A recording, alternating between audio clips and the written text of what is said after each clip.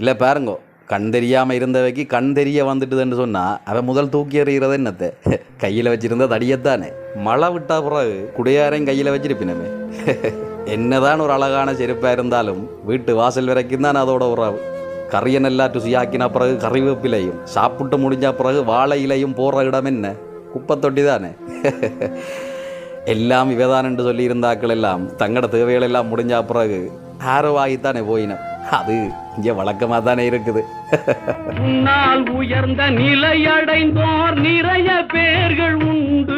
அவர்கள் உனது நிலை தாழ்ந்த பின்பு ஒதுங்குவார்கள் கண்டு.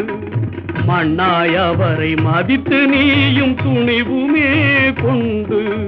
மண்ணாய் அவரை மதித்து நீயும் துணிவுமே கொண்டு. நாளும் முயன்று மேலும் பாடுபட்டால் வெற்றியும் உண்டு.